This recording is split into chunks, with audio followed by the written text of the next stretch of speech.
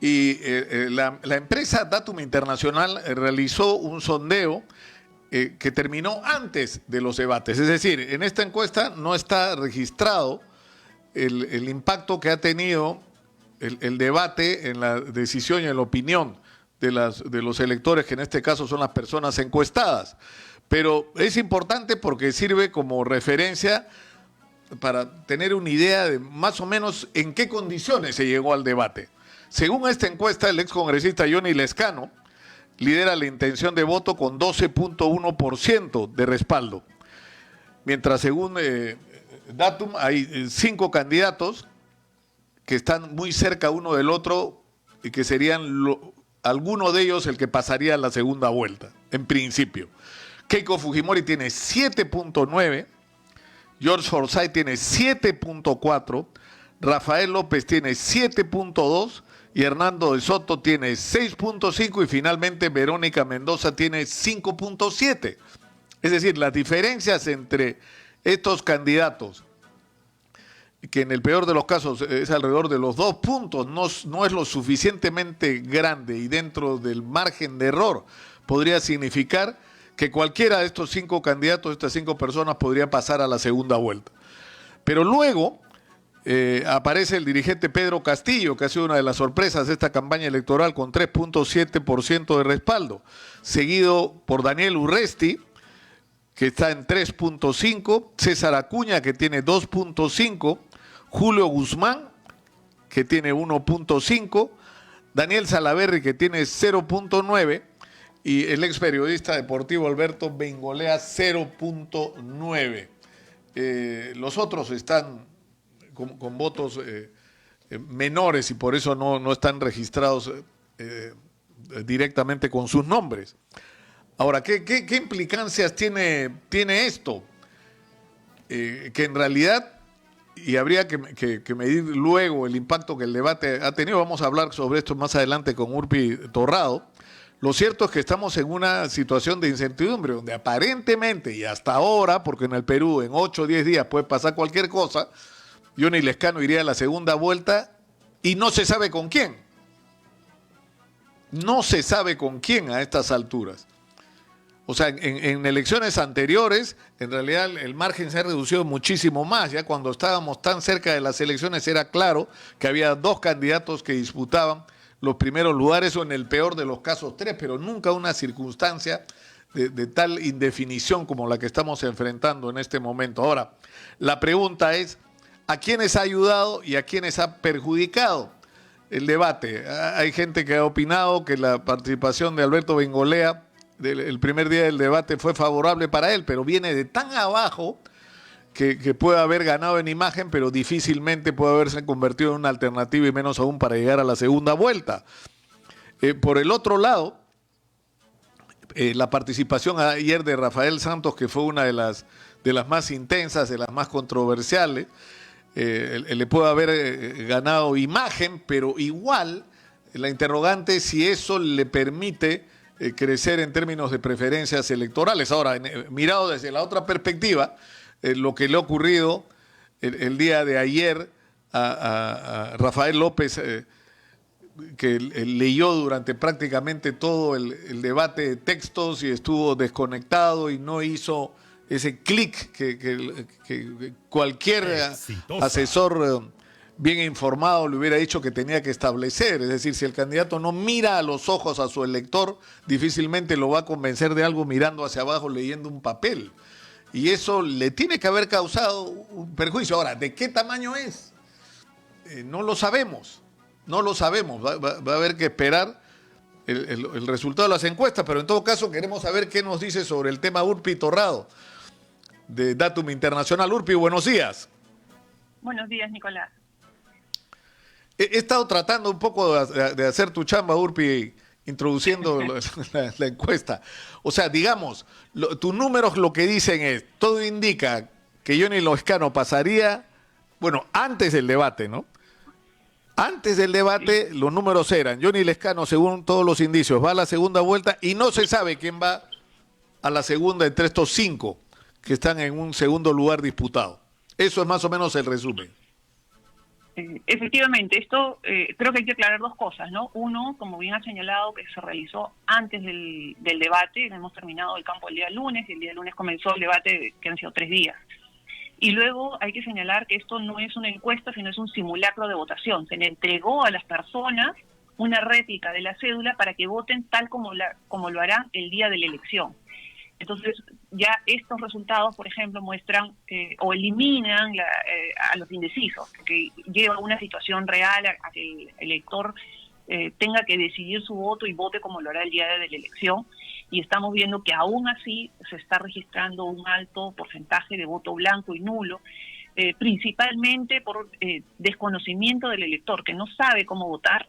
Estamos viendo que mucha gente se equivoca al marcar, y es porque la OMP ha centrado su campaña en invitar a la gente a votar, pero no en enseñarle a votar. Entonces, los próximos días la recomendación es que se enseñe a la gente a votar, porque sobre todo aquellos candidatos que tienen electores jóvenes, como es el caso de López Aliaga, como es el caso de Forsyth, pierden votos porque los jóvenes, muchos de ellos que votan por primera vez en una elección presidencial, se equivocan al marcar por falta de esta campaña educativa, y eso obviamente favorece a candidatos o a partidos políticos que ya tienen una trayectoria, partidos más conocidos, partidos que ya tienen un núcleo duro de gente que los va acompañando en varios procesos electorales. Entonces la forma de votar es la misma.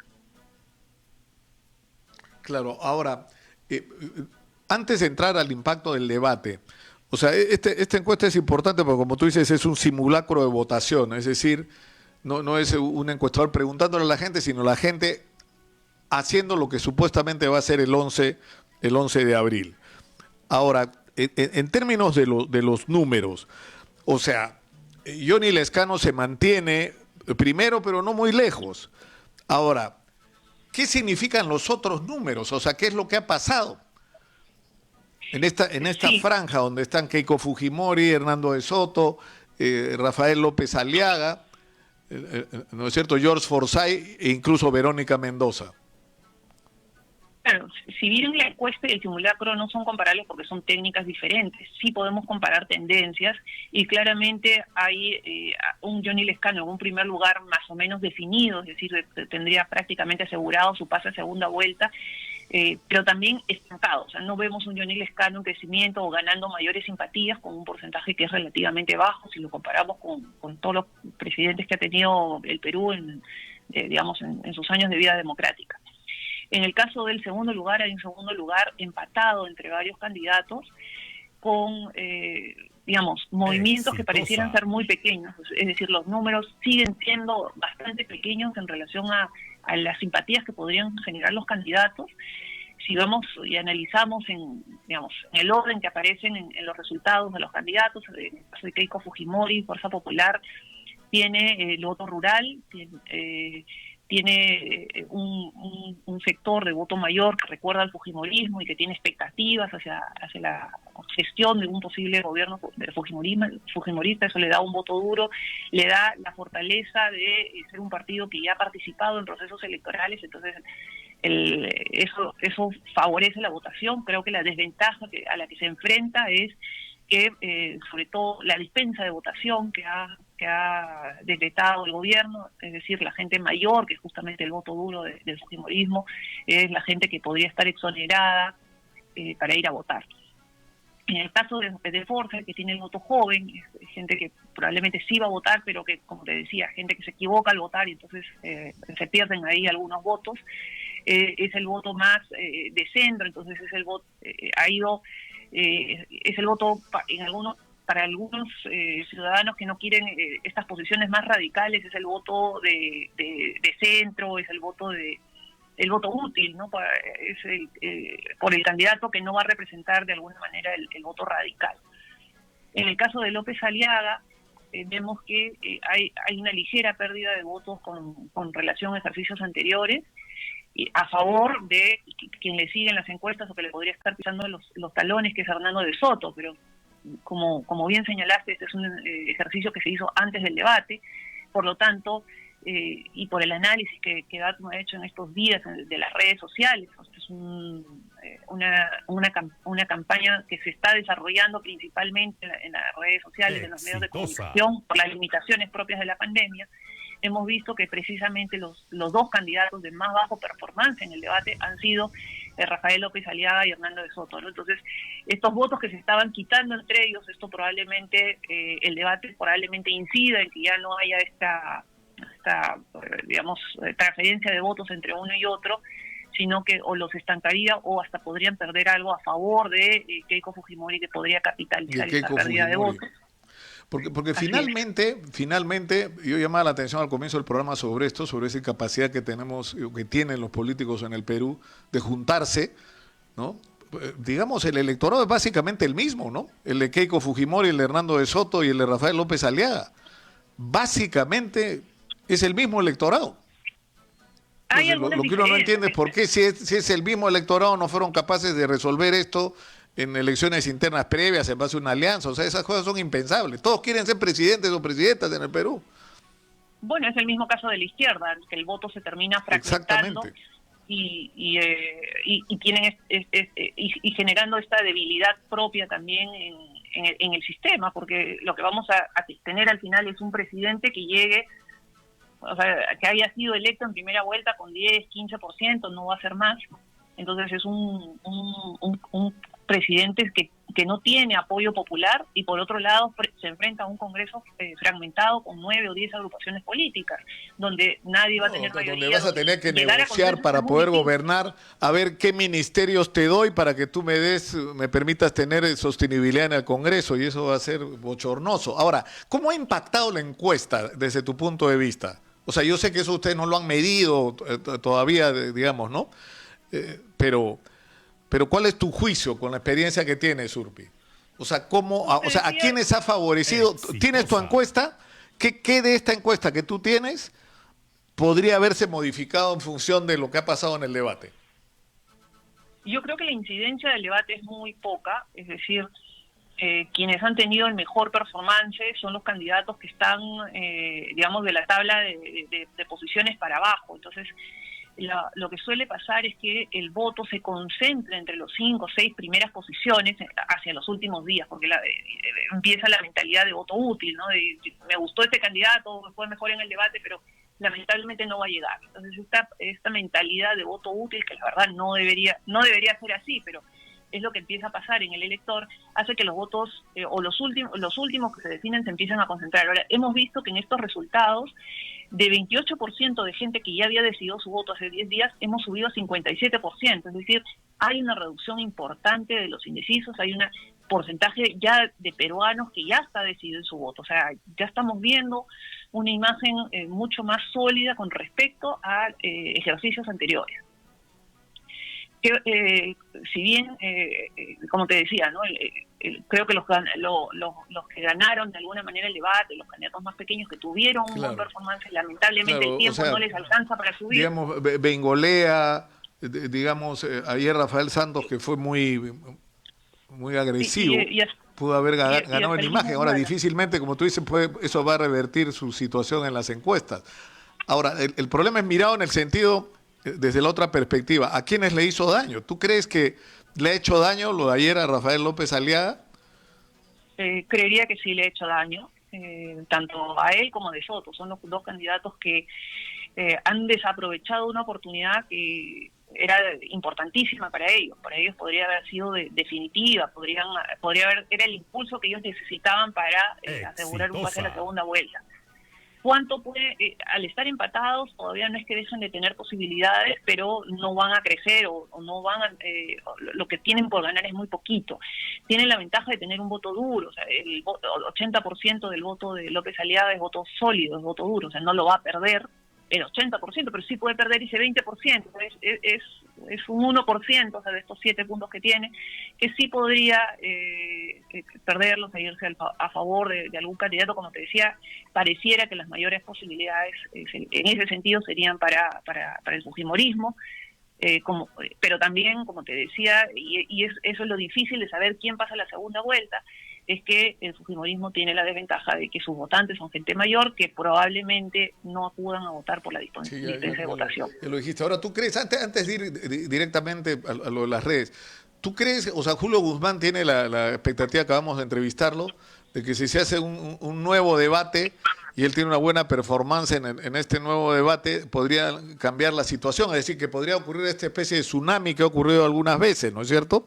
Que en las últimas semanas de las elecciones un candidato que aparecía en la lista de otros de repente se convierte hasta en ganador, ¿no?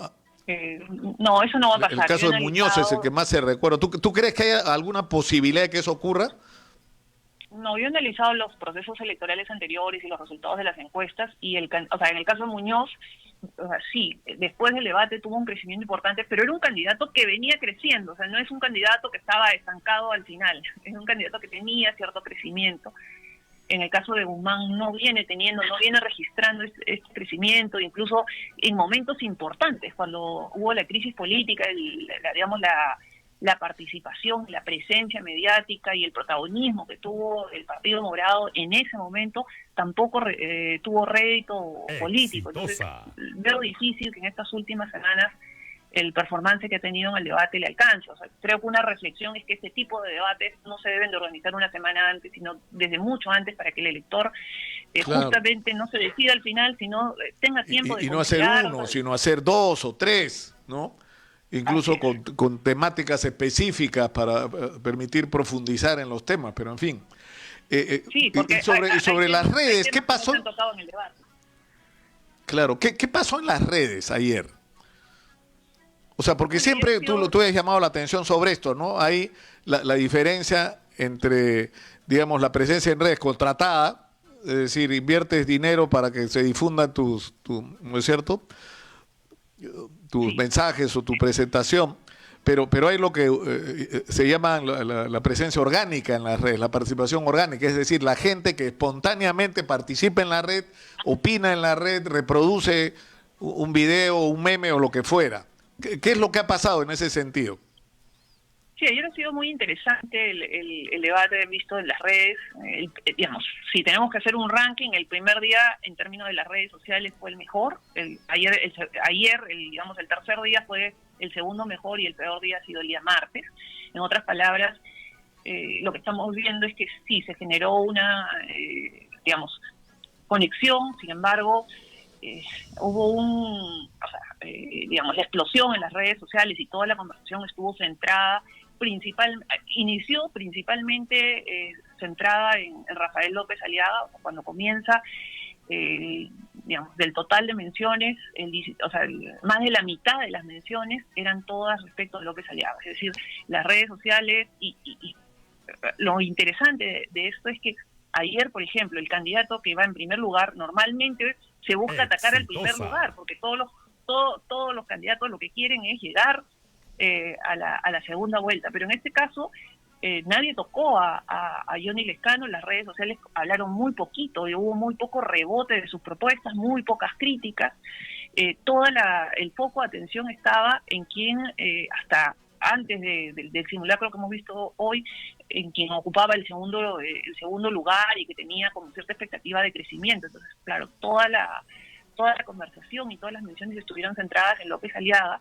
Luego así comenzó el debate, ya hacia el tercer bloque, cuando se empezó a hablar de seguridad ciudadana. Ya la conversación estaba repartida entre 3 candidatos, es decir, estaba López Aliaga, estaba Guzmán y estaba Santos. Y ahí de la mitad del debate en adelante se han peleado el protagonismo los candidatos, pero con diferencias importantes, ¿no? En el caso de López Aliaga, la conversación tiene un score negativo, es decir, todo lo que se hablaba de él era más bien críticas hacia que leía, hacia que no miraba la cámara, que no había solamente en el bloque corrupción se notó un punto de quiebre, un cambio en su performance, pero luego resaltan mucho en las redes sociales justamente la lectura y hasta falta de respeto al elector por la forma en cómo manejó el debate, ¿no? Eso es lo que resalta en redes en ese candidato, y es muy diferente al caso de Rafael Santos, por ejemplo, que tuvo también muchísima mención, pero fue menciones hacia el rol que estaba teniendo de criticar a los demás candidatos, menos a López Aliaga, ¿no? Entonces un poco el cuestionamiento de su rol, mientras que en el caso Exitosa. de Julio Guzmán sí tuvo una conversación mucho más positiva, generando digamos, réplica de sus propuestas. O sea, en los otros casos todo iba más al sentido de la crítica, en el caso de Guzmán iba más hacia la conversación, fue más hacia la réplica de algunas de sus propuestas, de su plan de gobierno, de su enfoque de género, en fin, hacia ahí circuló un poco la conversación. Ahora, estoy viendo los números. O sea, Rafael López Aliaga tuvo 76.100 menciones. Y lejos, Julio Guzmán 37.5 y recién, bueno, y Rafael Santos, como tú mismo has dicho, tuvo 35.900. Esto, digamos, ¿esto qué significa en términos de alcance, como le dicen? O sea, ¿cuánta gente puede haber llegado en las redes el tema del debate? Mira, a nivel de usuarios, en promedio, en estos 3 días ha habido entre 28.000 y 30.000 personas hablando del debate y generando conversación. Claro, uno diría, bueno, 30.000 personas en un país de 30 millones de habitantes es poco. Sin embargo, sí, o sea, esto lo que sucede en redes es el reflejo después de lo que sucede en el boca a boca, en la conversación entre amigos, entre familias. Entonces, es esta conversación que se va, digamos, que trasciende las redes y que genera, de alguna manera, una corriente de opinión. Por eso es que incluso el impacto, si nosotros hiciéramos una encuesta hoy, difícilmente todavía recogemos el impacto del debate y la intención de voto. Normalmente toma unos días en que la gente comente y estas impresiones que han tenido del debate empiezan a generar un cambio en el comportamiento del voto. Entonces sí, eso lo vamos a ver en los siguientes días.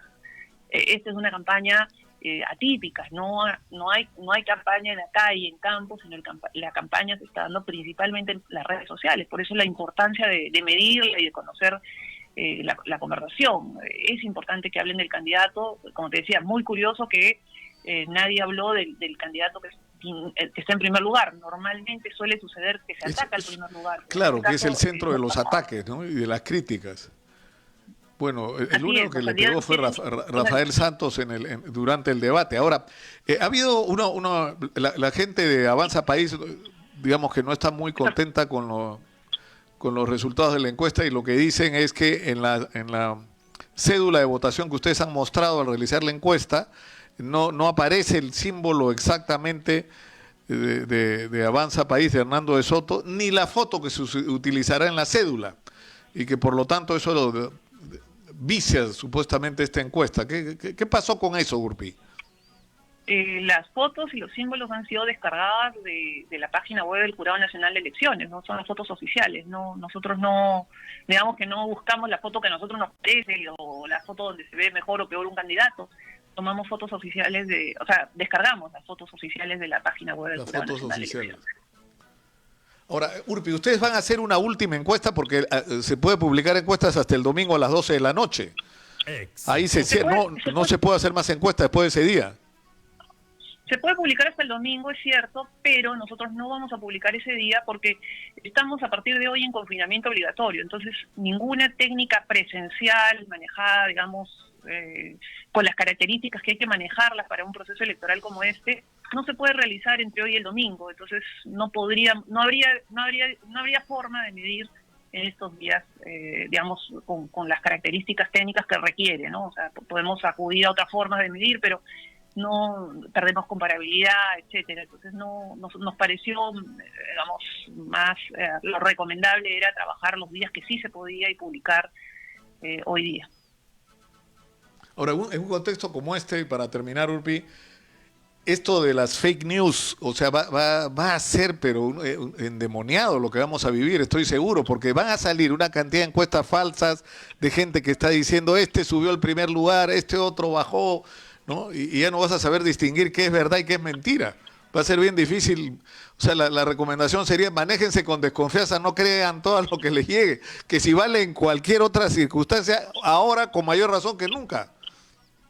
No, no crean nada, porque efectivamente va a haber muchas fake news, o sea, ningún resultado, digamos, va a ser verdadero. Las encuestas no se puede difundir resultados en los próximos días. Pues nosotros probablemente vamos a una medición interna para poder tener el traqueo de cómo está evolucionando la intención de voto, y ya lo hemos visto incluso en épocas sin prohibición hay encuestas falsas.